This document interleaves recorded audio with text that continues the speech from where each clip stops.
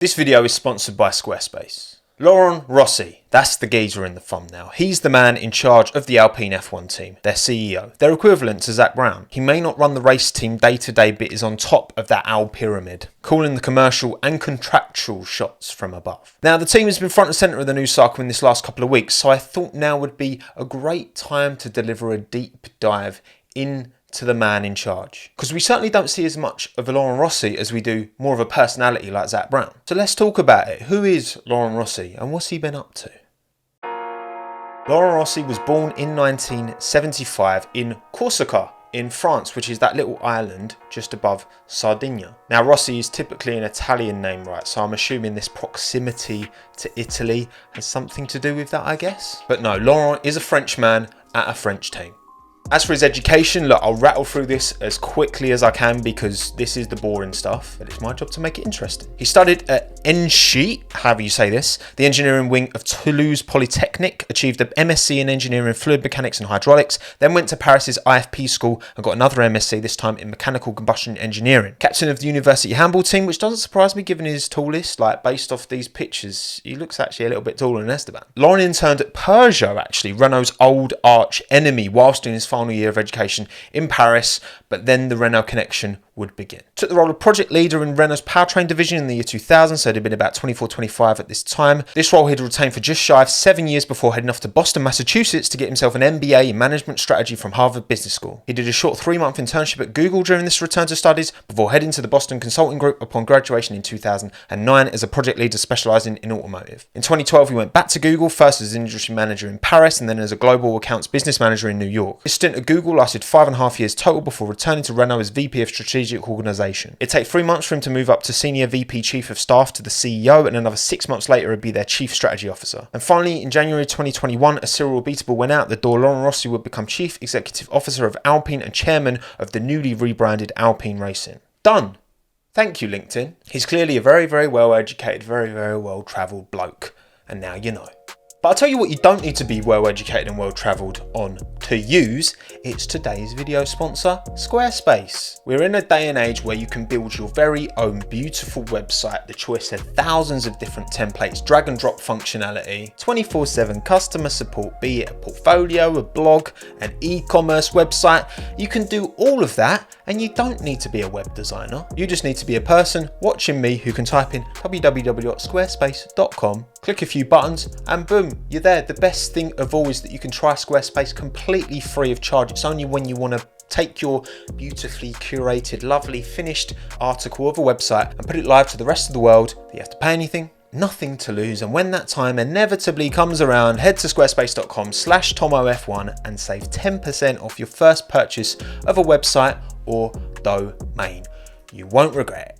With Laurent Rossi at the reins of Alpine for just over a year and a half, there's already been some quite high profile changes. He's not been afraid to shake things up, so let's first of all look at the big hires and the big departures that have come at Laurent Rossi's hands. Firstly, we have to talk about Alain Prost, 4-time F1 world champion, now ex-advisor to the Alpine Formula 1 team, decided it wasn't for him anymore. And basically, in his statements after, he essentially suggested that Laurent was the reason for that and he was the one who kind of forced him out, after Alain had been there as non-executive director since 2017. Rossi wants to be alone, not to be polluted by anyone. In fact, he told me himself that he no longer needed an advisor. He still offered me a contract in Abu Dhabi, which I refused. Laurent wants all the light. What interests me is the challenge of being part of a team and being listened to and involved in certain decisions. Now, when you've got a man of Alain's stature in Formula 1 saying these things, pulling no punches, it certainly doesn't reflect well on Rossi, especially as he's only been in the sport now since the beginning of 2021, so he hasn't really got any pedigree built. Do we know all the ins and outs? No. Is there culpability with Prost on his side? Maybe. But whatever the truth is, the metrics don't stack up well.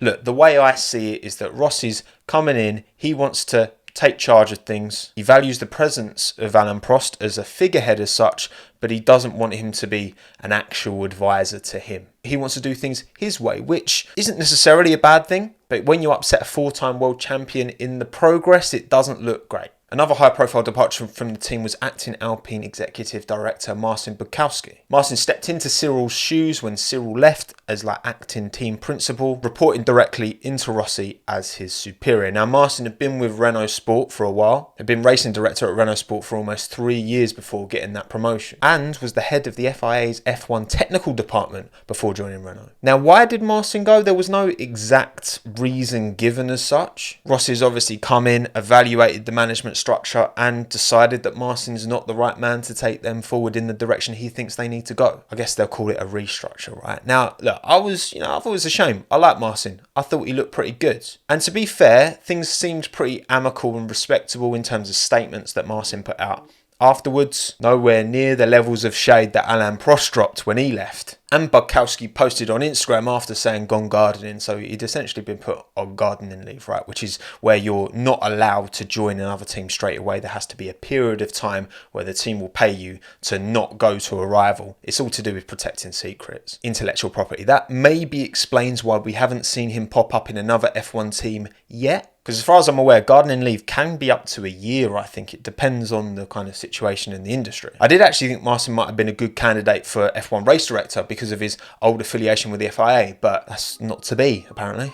But don't worry, the company hasn't just been hemorrhaging people since Rossi came in. No. There have been some hires. Davide Brivio was signed by Laurent as race director for Alpine from Suzuki's MotoGP team. That was at the beginning of 2021 when Laurent arrived. The 58-year-old is one of the most successful team managers in MotoGP history. Most of his career has been on two wheels, fair enough, but as a race director, the responsibilities, you like to think that most of that's going to carry over to four. Brivio typically operates in the shadows. We don't see too much of him. He doesn't really give much in a way of press conferences. We don't hear much from him. So it's quite difficult to evaluate how well he's been doing since he joined the team. I think it's one of those unglamorous jobs that we take massively for granted because we can't really see what's going on, but it's imperative to a team's success. And to be fair, Alpine, last year, probably 6th quickest car. This year, 4th. So maybe you can impart some of that on Brivio, perhaps. Because the term racing director, at the end of the day,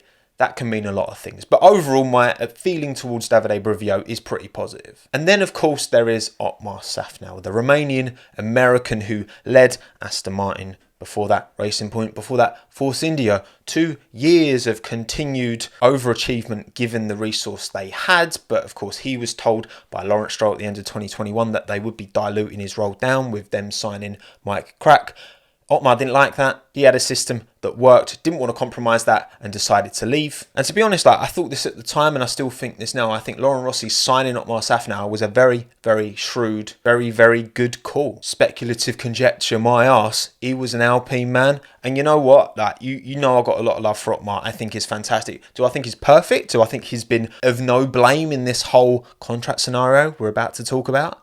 I don't. Because we have all seen that as of late, the whole kind of Fernando-Esteban relationship has got maybe a little bit frosty. Esteban has it in his portfolio to be pretty aggressive with his teammates when he wants to keep them behind him. We saw that at Hungary. If that's not your teammate, I think those defensive moves are fair. When it is your teammate, I mean, that's a bit over the line. I kind of agree with that. But, Fernando Alonso, he can deal with that. He still finished ahead of Esteban in Hungary, by the way. But I think he was less impressed with the team's response, not just to this, but to his recent reliability woes as well. I really don't think Otmar's statements around Fernando have helped matters, and it is a team principal's job to manage not just the driver relationship, but you manage the drivers as individuals as well. Fernando has quite rightly lamented his poor luck, especially, look at how many times Fernando's car's gone pop and how many times Esteban's had. So Fernando's been on the receiving end of some bad luck. Not just at Alpine, his whole career, to be fair to him. But you can understand that it's going to be frustrating for Fernando when your teammate's never breaking down, but you are loads. Yet when Fernando voiced this, Otmar seemed to kind of take it as a bit of a dig at the team, and then instead of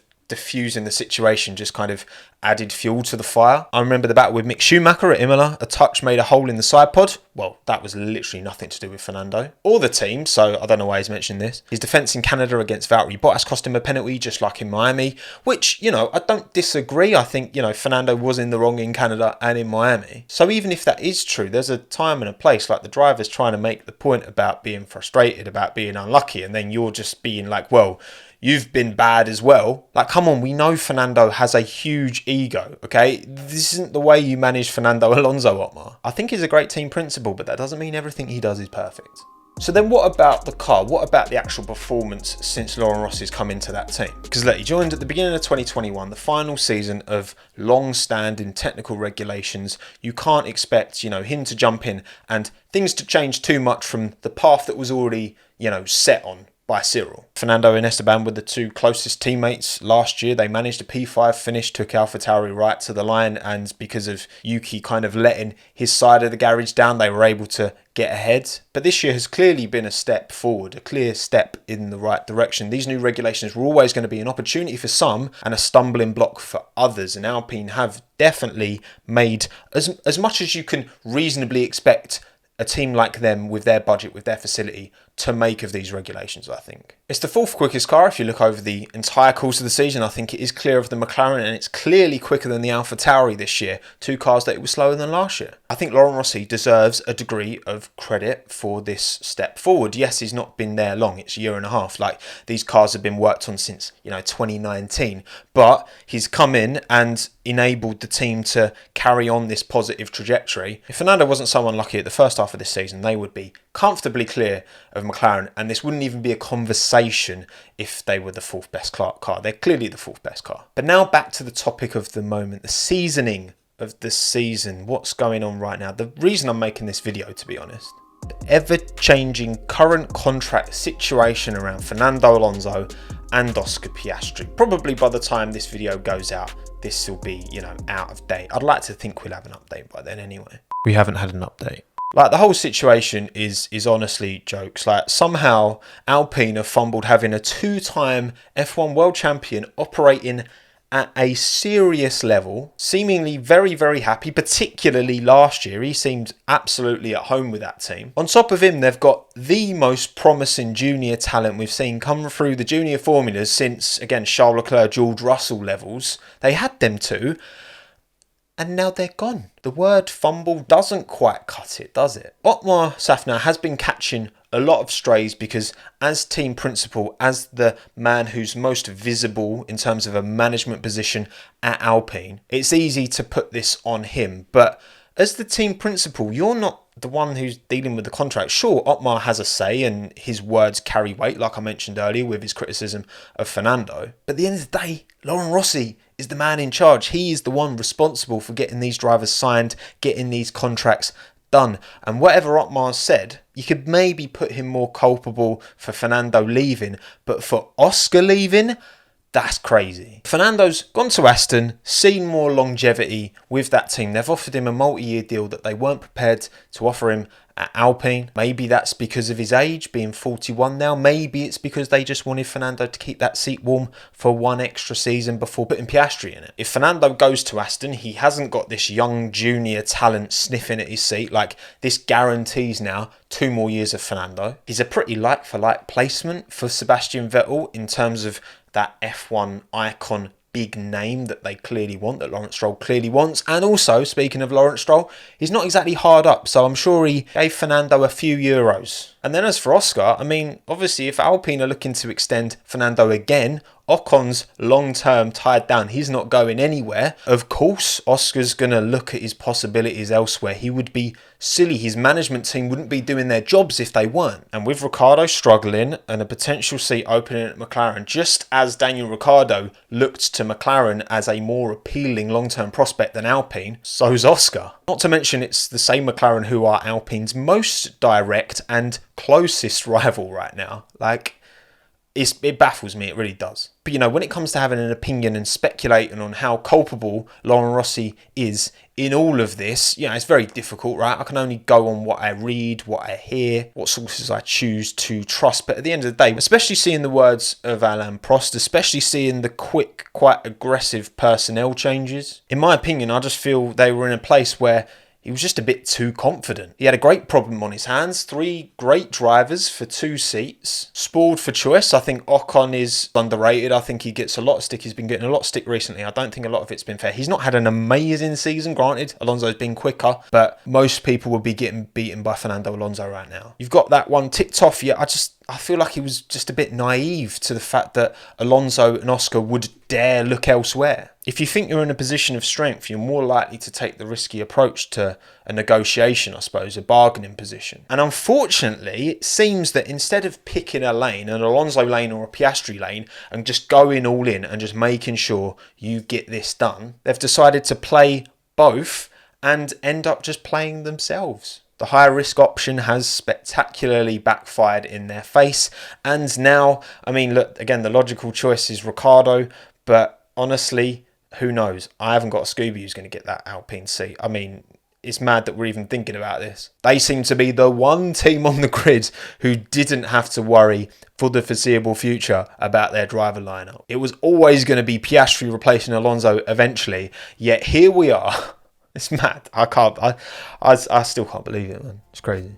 So what do you make of Rossi? Like, again, I don't want to just be negative. Like, I think you have to give him some credit. I'm sure there's plenty of positive that he's done. But unfortunately, right now, this Piastrophe or Fiasco, let me know which version you prefer in the comments below, seems to be at his feet. So we'll see. But yeah, thank you everyone for watching. I appreciate you all taking the time. Thank you again to Squarespace for sponsoring this video. My name's Tommo. Thanks again. Have a good one. Ta-da.